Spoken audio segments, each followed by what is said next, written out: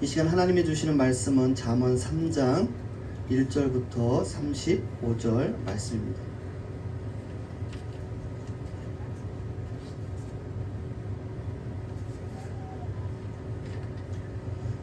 잠언 3장 1절에서 35절까지 말씀을 우리 한 절씩 교독하겠습니다.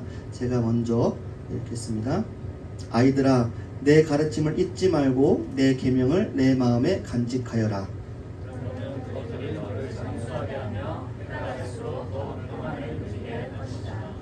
인자와 진리를 저버리지 말고 그것을 목에 걸고 다니며 너의 마음속 깊이 새겨두어라.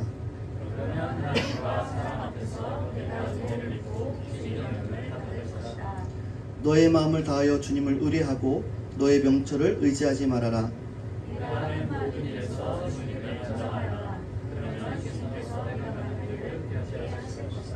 스스로 지혜롭다고 여기지 말고 주님을 경외하며 악을 멀리하여라.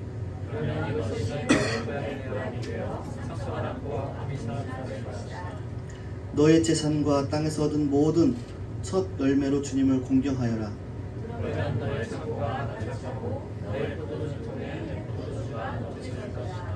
아이들아, 주님의 훈계를 거부하지 말고 그의 책망을 싫어하지 말아라.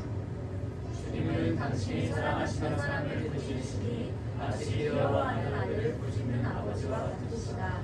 지혜를 찾는 사람은 복이 있고 명철을 얻는 사람은 복이 있다. 참으로 지혜를 얻는 것이 은을 얻는 것보다 낫고 은을 얻는 것보다 복이 있다. 지혜는 진주보다 더 값지고 내가 갖고 싶어하는 그 어떤 것도 이것과 비교할 수 없다.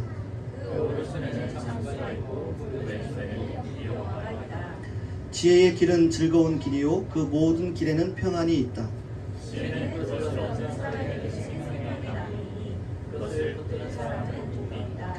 주님은 지혜로 땅에 기초를 놓으셨고 명철로 하늘을 펼쳐 놓으셨다.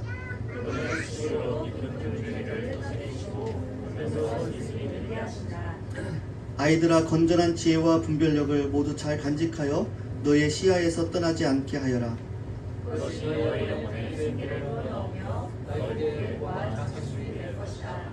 그때 너는 너의 길을 무사히 갈 것이며 너의 발은 걸려 넘어지지 않을 것이다.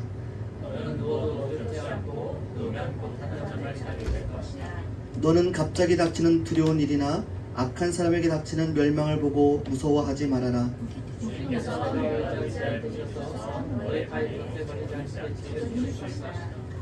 너의 손에 선을 행할 힘이 있거든 도움을 청하는 사람에게 주저하지 말고 선을 행하여라.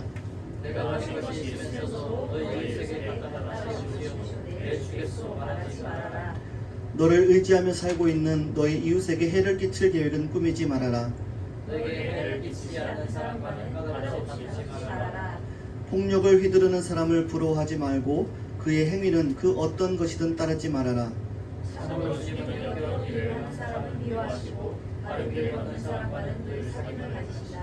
주님은 악한 사람의 집에는 저주를 내리시지만 의로운 사람이 사는 곳에는 복을 내려주신다.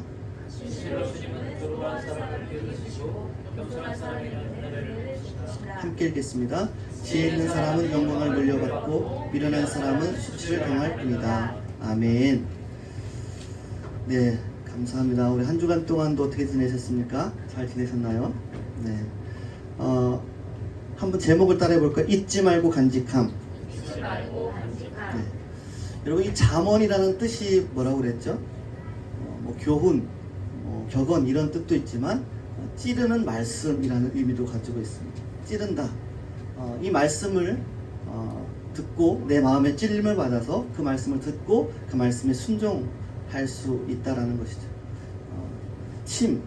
지난주에 겨울이가 손을 땄죠, 침으로. 네. 왜 땄을까요?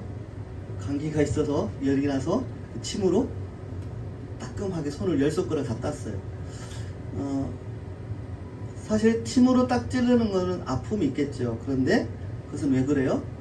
몸에 열을 빼주고 몸을 유익하게 하기 위해서 하는 것이죠. 오늘 이 말씀도 그렇습니다. 찌르는 말처럼 내 마음에 와 닿을 때 들을 때는 마음이 아플 수 있지만 그 말씀이 우리 삶에 유익이 될 수 있다라는 거예요. 그래서 오늘 이 말씀을 통해서 여러분들이 하나님이 여러분에게 말씀하시는 것이 있다면 그것을 듣고 깨닫고 행할 수 있는 그런 믿음의 사람이 될 수 있기를 간절히 축복합니다. 지혜로운 아이들은 어떤 아이들일까요? 부모가 충고할 때 어떻게 해요? 그것을 잘 듣고 행하겠죠. 그러나 지혜롭지 않은 아이들은 충고를 듣지 않아요. 싫어하죠. 내 마음대로 할 거야. 왜 간섭해? 하고서 자기 마음대로 하면 어떻게 돼요? 잘못된 길로 갈 수밖에 없는 것이죠. 그래서 우리가 하나님의 말씀을 잘 듣는 것이 너무나도 중요합니다. 오늘 말씀에 통해서 보면 이 지혜의 유익이 나옵니다. 이 지혜가 무엇이길래 우리가 찾아야 되고 또 그것을 구해야 하는가라는 것을 우리가 오늘 말씀을 통해서 보게 됩니다. 첫 번째 보면 아이들아 내 가르침을 잊지 말고 내 계명을 내 마음에 간직하여라 라고 말씀하고 있어요. 가르침을 잊지 말고 내 계명을 내 마음에 간직하여라 라고 말씀. 그러면 그렇게 하면 그것들이 너를 장수하게 하며 해가 갈수록 더 평안을 누리게 할 것이다. 그리고 인자와 진리를 저버리지 말고 그것을 목에 걸고 다니며 너희 마음속 깊이 새겨두어라. 그러면 하나님과 사람 앞에서 내가 은혜를 입고 귀중히 여김을 받을 것이다 라고 말씀하고 있어요. 가르침과 계명이 뭐예요? 그 밑에 보니까 인자와 진리라고 또 설명을 하고 있죠. 인자는 뭐예요? 사랑이라고 우리가 말할 수 있어요. 사랑. 진리는 뭐예요? 말씀이에요. 하나님의 사랑과 이웃에 대한 사랑, 하나님의 말씀을 저버리지 말고 그것을 목에 걸고 다니며 너의 마음속 깊이 새겨두어라 라는 거예요. 이게 무슨 말이에요? 우리가 보통 요즘에는 남자분들도 목걸이를 많이 하지만 여자분들도 목걸이를 많이 하죠. 액세서리도 많이 하고 시계도 차고 다니고 늘 항상 몸에 가지고 다닙니다. 또 뭐가 있죠? 핸드폰 항상 우리가 들고 다니잖아요. 그것처럼 하나님의 말씀을, 그 하나님의 사랑이, 이웃에 대한 사랑이 우리 안에 날마다 같이 있어야 된다라는 거예요. 하나님의 사랑이 있고 또 이웃에 대한 사랑이 있고 하나님에 대한 말씀이 우리 안에 있으면 어떻게 된다고요? 하나님과 사람 앞에서 은혜를 입고 귀중히 여김을 받을 것이다 라고 말씀하고 있는 거예요. 우리는 누구나 귀중히 여김을 받고 싶어 합니다. 어디를 가든지 존중을 받고 싶어 하죠. 그 방법을 우리에게 말씀해 주고 있어요. 어떻게 하라고요? 그 주님의 말씀의 가르침을 잊지 말고 내 계명을 내 마음에 간직하라. 그러면 하나님과 사람 앞에서 귀중히 여김을 받을 것이다 라고 말씀을 하고 있어요. 그러면서 5절에 뭐라고 되어 있어요? 5절 말씀 한번 같이 읽어볼까요? 5절 말씀 한번 띄워주실래요? 같이 한번 읽어보겠습니다. 5절 말씀. 자, 같이 읽겠습니다. 시작. 너의 마음을 다하여 주님을 의뢰하고 너의 명철을 의지하지 말아라. 아멘. 주님을 의뢰하고 너의 명철을 의지하지 말라. 이 말씀은 우리가 늘 보던 말씀이고 암송 구절로 외웠던 말씀이세요. 너의 마음을 다하여 주님을 의뢰하고 너의 명철을 의지하지 마는 것이 뭐예요? 인자와 진리를 저버리지 않고 그것을 늘 목에 걸고 다니. 늘 주님의 사랑과 또 사람에 대한 사랑과 하나님에 대한 말씀이 우리 안에 늘 있어야 된다라는 것이죠. 그리고 6절에 보면 내가 하는 모든 일에서 주님을 인정하여라. 그러면 주님께서 내가 가는 길을 곧게 하실 것이다 라고 했어요. 주님을 인정하는 게 뭐예요? 주님을 인정하는 것은 하나님의 말씀에 순종하는 거예요. 주님을 인정하는, 모든 일에 주님을 인정하라는 거예요. 그것은 주님의 말씀에 순종하라는 거예요. 가정에서, 직장에서, 교회에서 내가 어느 곳에 있든지 어느 상황 가운데 있든지 주님을 인정하라고 하는 것은 하나님의 말씀에 순종하라라는 거예요. 그러면 주님께서 어떻게 한다고요? 내가 가는 그 길을 곧게 하신다라고 말씀을 하고 있는 거예요. 이 말씀을 묵상하면서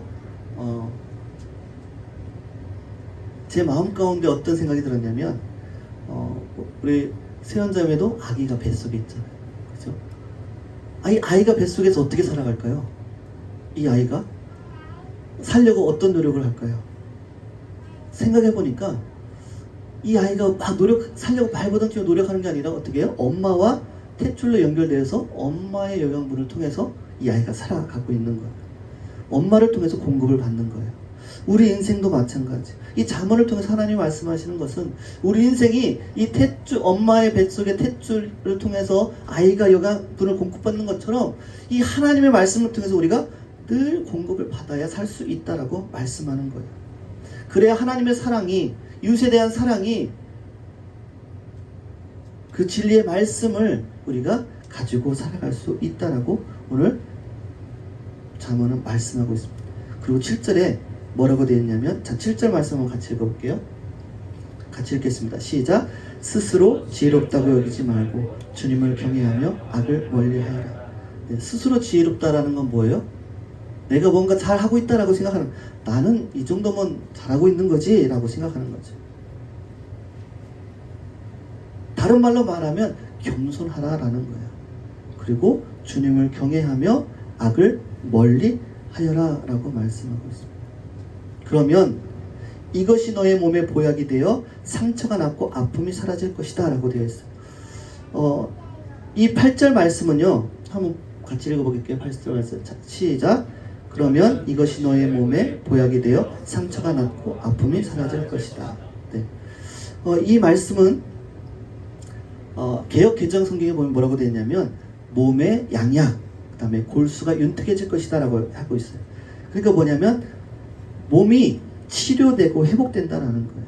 그리고 골수, 살과 뼈도 회복된다라고 말씀하고 있어요. 다시 말씀드릴게요. 어떻게 되는? 몸이 치료되고 고침받는다라는 것이고, 골수가 유택하다라는 건 뭐예요? 살과 뼈도 회복될 수 있다라고 주님은 말씀하고 있어요. 어떻게 하면요?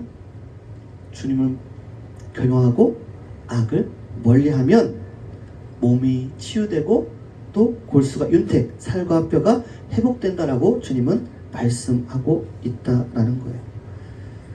여러분, 오늘 읽은 이 말씀이 그냥 성경에 기록된 말씀이 아니라 실제적으로 여러분의 삶 가운데, 저의 삶 가운데 경험되어질 수 있기를 간절히 축복합니다.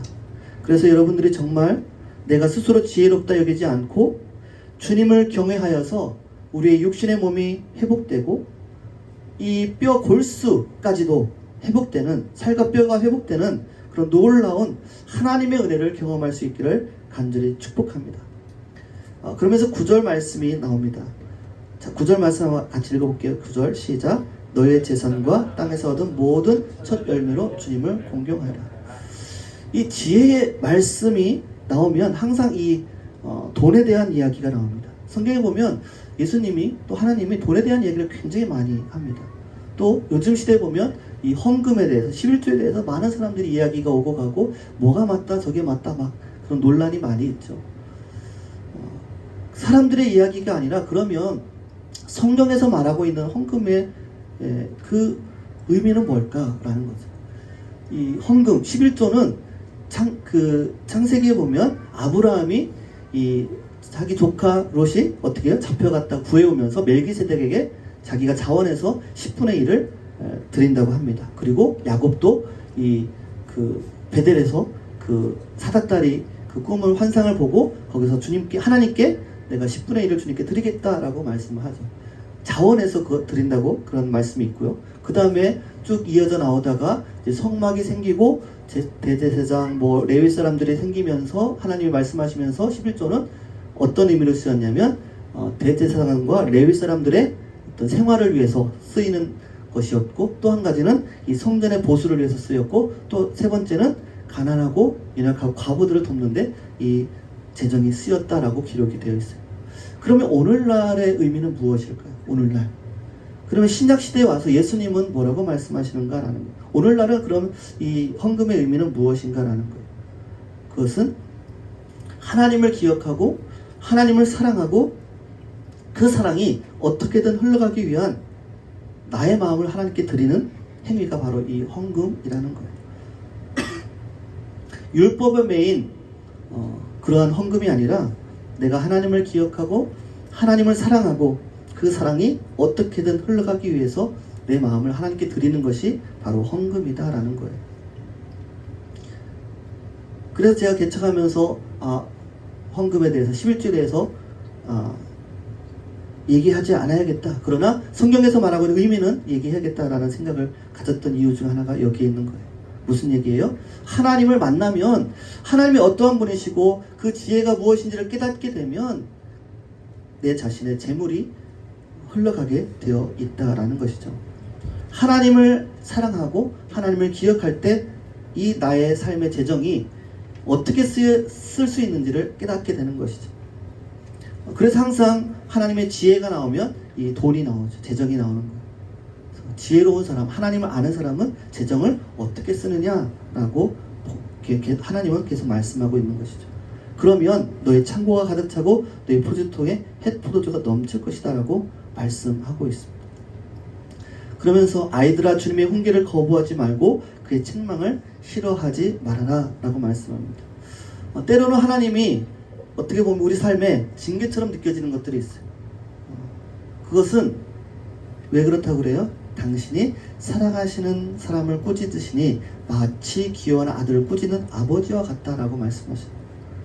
내 삶의 어려움들 또는 고난이나 또 징계와 같은 그런 상황들이 다가왔을 때 하나님이 뭐예요? 나를 그거를 통해서 성장시키기 위한 것이다. 훈계를 거부하지 말고 책망을 싫어하지 말아라 라는 거예요. 그런데 이것이 징계가 아니라 심판으로 다가오는 사람이 있어요. 듣지 않아요. 이것은 심판의 삶을 사는 사람이에요. 그러나 내 삶 속에서 하나님이 보여주시는 환경과 또 사람들의 관계 속에서 이 말씀들을 내가 훈계로 받아들이고 내가 성장할 수 있는 그러한 마음으로 이 말씀을 받아들이면 그것은 복이 된다라는 것이죠. 세상 사람들은 이 축복 받기를 원합니다. 여러분도 복 받기 원하시죠? 안 그런가요? 축복 받기 원하시죠? 근데 세상에서 말하는 복과 하나님 말하시는 복은 좀 다른 것 같아요. 세상에서 말하는 복은 뭔가 성취하고 성공해야 되고 뭔가 돈을 많이 벌어야 되고 좋은 차 타고 다녀야 되고 좋은 집에 살아야 되고 좋은 직장이 있어야 되고 뭐 그런 것들을 이야기하면서 이것이 복받은 거다라고 이야기를 합니다. 그런데 성경에서는 복은 누가 복 있는 사람이라고 그래요? 복 있는 사람은 악인의 길을 쫓지 아니하고 죄인의 길을 서지 아니하고 오만한 자의 차례에 앉지 아니하고 어떻게 해요? 날마다 세번역에는 낮과 밤마다 여호와의 율법을 묵상하는 사람이 복 있는 사람이다 라고 말씀하는 거예요. 왜 우리가 말씀을 묵상하고 해야 되느냐? 복 있는 사람이 되기 위한 거죠. 우리가 짧게는 10분, 20분, 30분 성경 묵상을 하잖아요. 근데 사실은요, 낮과 밤 가리지 않고 늘 말씀과 같이 해야 되는 거예요. 그것이 진짜 복 있는 사람이다 라고 말씀하고 있는 거예요. 그것이 그 말씀 속에 있는 그 지혜가 은을 얻는 것보다 황금을 얻는 것보다 더 유익하다라는 거예요. 진주보다도 값지고 내가 갖고 싶어하는 그 어떤 것과도 비교할 수 없다라는 거예요. 좋은 차, 좋은 집, 정말 많은 돈, 내가 갖고 싶은 거, 내가 나중에 돈 많이 벌어야지, 내가 좋은 차 저거 사야지. 그 어떤 것보다도 비교할 수 없는 것이 바로 이 지혜다라고 주님은 말씀하고 있는 거예요. 이 말씀을 여러분들이 듣고 우리 아이들이 듣고 이 말씀이 깨달아지고 이해가 되어지고 한다면 삶이 바뀌는 거예요. 삶이 달라지는 거예요.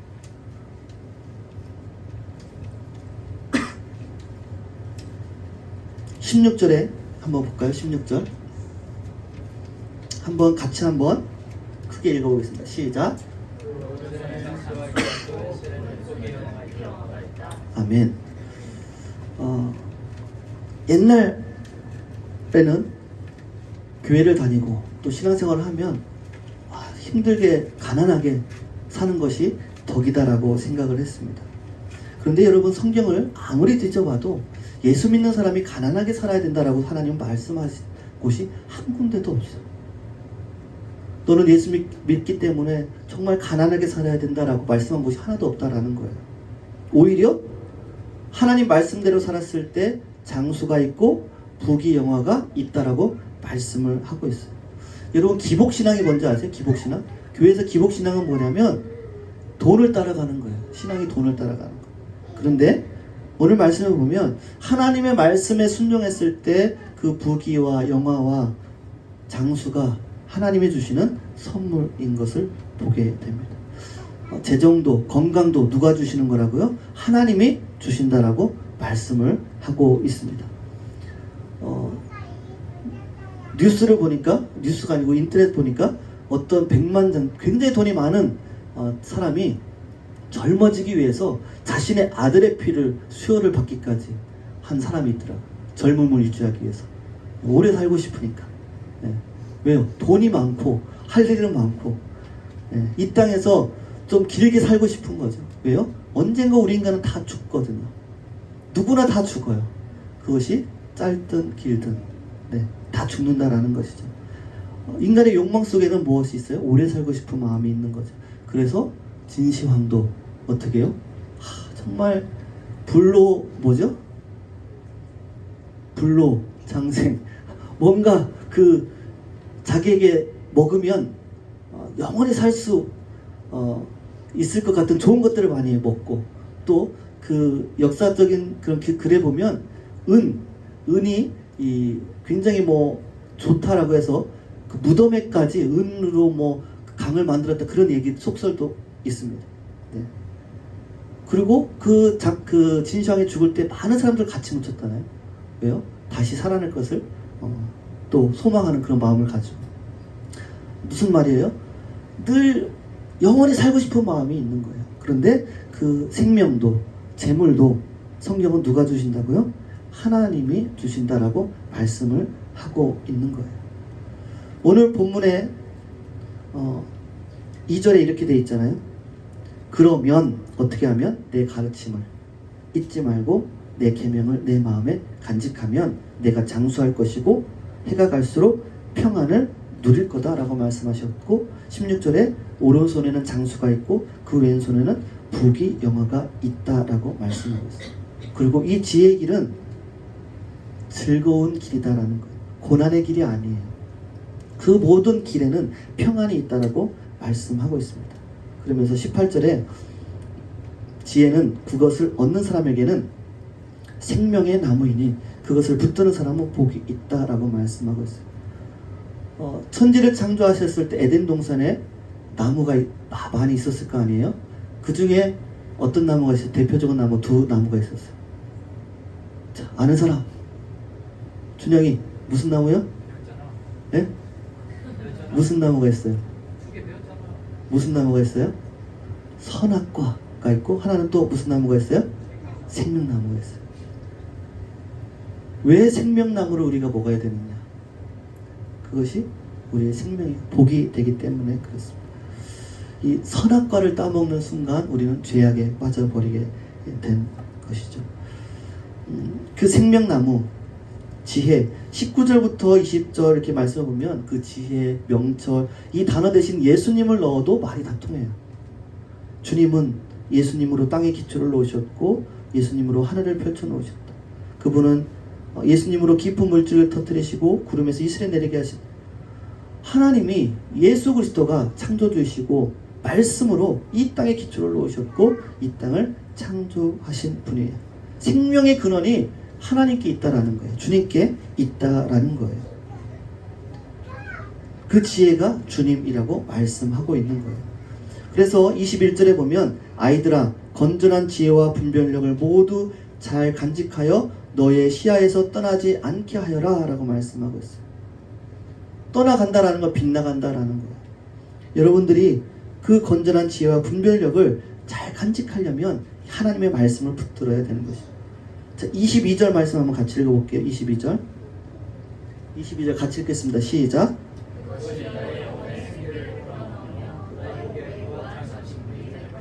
네.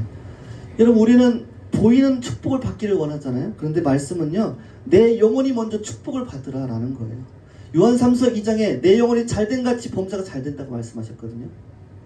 영혼이 잘 되는 것이 먼저라는 거예요. 우리의 영혼이 잘 되면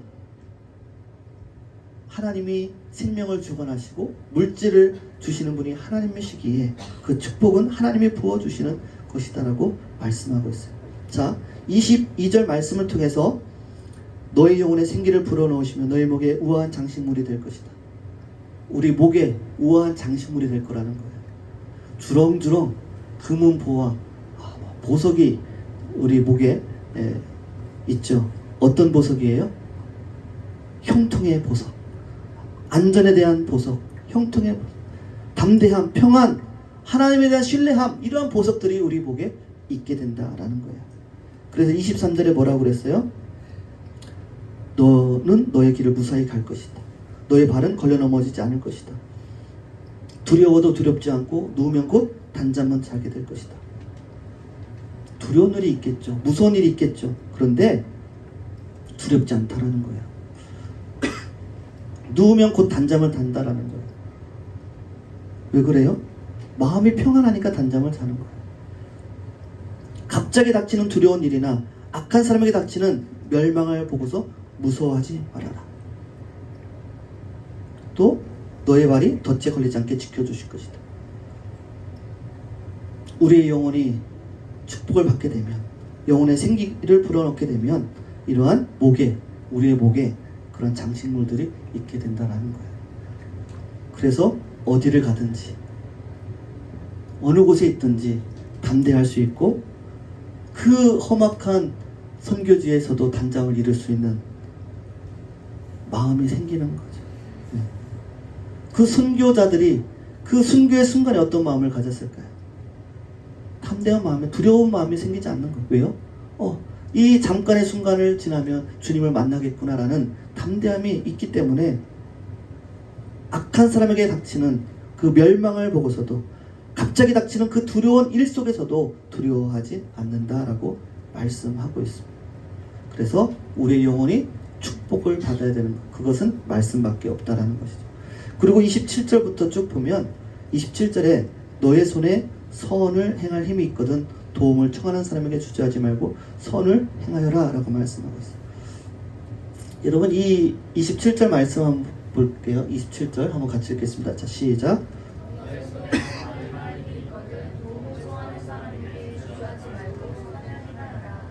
네, 이 말씀이요, 개역 개정 성경에는 마땅히 받을 자에게 도움을 주저하지 말고 도움을 주라고 말씀하고 있어요. 우리가 인생을 살면서 어려운 사람들이 너무 많잖아요.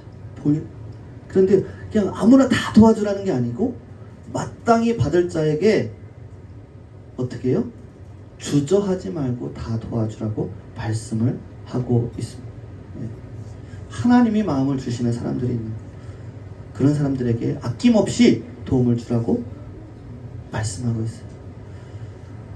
이 잠언 말씀을 쭉 보면 두 가지로 볼 수가 있어요. 하나는 뭐냐면 하나님을 사랑하고 이웃을 사랑하고 말씀을 사랑하는 것. 그것이 계속 나오는 내용들이에요. 내 이웃이 도움을 청하는데 내일 와라 하지 말라라는 거. 도울 힘이 있거든 도우라라고 말씀하고 있어요. 그리고 30절에 보면 29절에 너를 의지하며 살고 있는 너희 이웃에게 해를 끼칠 계획은 꾸미지 말아라. 너에게 해를 끼치지 않는 사람과는 까닭 없이 다투지 말아라. 무슨 말이에요? 까닭 없이 다투는 사람들이 있다라는 거. 시기와 질투가 있다라는 거예요. 시기와 질투는요, 어린 아이들에게 있는, 성인이 되고 어른이 되면 시기 질투는 하지 않는 것이 당연하게. 시기와 질투로 사람들을 험담하고 또 이야기하고 이런 것들을 하지 말라라는 거. 그 폭력에 대해서도 이야기를 나오고 있죠. 그래서 우리가 일상 삶 속에서 생활하면서 사람들과 만나서 이야기하고 또 관계할 때 그냥 세상 이야기를 하는 것이 아니라 늘 우리는 말씀에 대한 이야기를 해야 되는 거예요. 하나님의 말씀을 기억하고 하나님의 말씀을 내 마음에 간직해서 그 말씀들을 나눌 때에 어떻게 해요? 우리 마음의 시기와 질투를 이길 수 있고 우리 입술을 지킬 수 있는 거예요. 세상적인 이야기들을 많이 하다 보면 어떻게 해요? 세상적인 이야기들을 하면 할수록 우리의 마음은 공허해질 수밖에 없는 것이죠. 그래서 우리 입술을 지키고 내 삶의 태도를 지킬 수 있는 방법은 하나님의 말씀을 나누는 것이죠. 자, 마지막으로 32절부터 35절까지 한번 읽어보겠습니다. 32절부터 35절. 자, 시작. 참으로 주님은 역겨운 일을 하는 사람은 미워하시고 바른 길을 걷는 사람과는 늘 사귐을 가지신다. 주님은 악한 사람의 집에는 저주를 내리시지만 의로운 사람의 곳에는 복을 내려주신다. 진실로 주님은 조롱하는 사람을 비웃으시고 겸손한 사람에게는 은혜를 베푸신다. 지혜 있는 사람은 영광을 물려받고 미련한 사람은 수치를 당할 뿐이다. 이 지혜의 유익을 오늘 본문 말씀 뭐라고 했냐면 장수, 오래 산다, 그리고 여러 해를 누리고 평강을 더하시고 하나님과 사람에게 은총과 존귀를 받는다. 몸의 양약, 몸의 치유를 말씀하셨고요. 골수, 윤택, 이 살과 뼈까지 회복시켜 주신다라고 말씀하셨고요.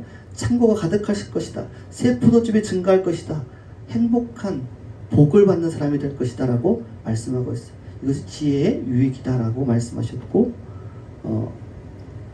여호와의 법, 또 인자와 진리에 대해서 뭐라고 했냐면 잊지 마라, 지키라, 떠나지 말게 하라, 목에 메어 마음에 새기라, 마음을 다하여 범사에 인정하라. 재물 첫 열매로 하나님을 기억하고 하나님을 사랑하고 그 사랑이 어떻게든 흘러가기 위한 우리의 마음을 드리는 재정으로 하나님께 드려라. 징계를 거절하지 말아라. 자기 명철을 버려라. 자기 지혜를 의지하지 말아라. 모든 악에서 떠나라 라고 말씀을 하고 있습니다. 여러분, 그래서 정말 이 잠언에서 말하고 있는 이 복 있는 사람이 바로 저와 여러분이 될 수 있기를 간절히 축복합니다. 그 주인공이 저와 여러분 될 수 있으면 좋겠어요. 네. 중요한 것은요, 가르침을 또 계명을 내 마음에 두는 거예요. 간직하는 거예요. 여러분, 우리의 마음 가운데는요, 우리 생각 가운데는요, 너무나도 많은 생각들이 있습니다. 그래서요, 이런 일들이 생깁니다. 어떤 일들이 생기냐면, 제가 예전에 사역할 때 이런 일들을 겪었어요. 어떤 분이 담임 목사님 불러요. 그래서 목사님이 뭐라고 했냐면, 오승혜 사모님이 반주를 좀 하고 싶다고 그러는데요, 이번 주부터 반주를 다음 주 그렇게 할 수 있나요? 그래서 반주 하고 싶다는 얘기를 한 적이 없는데 무슨 말씀이죠, 목사님? 그랬더니 누군가가 사모님이 피아노를 전공했으니까 반주를 하고 싶을 것이다 라고 생각을 해서 얘기를 했다는 거예요.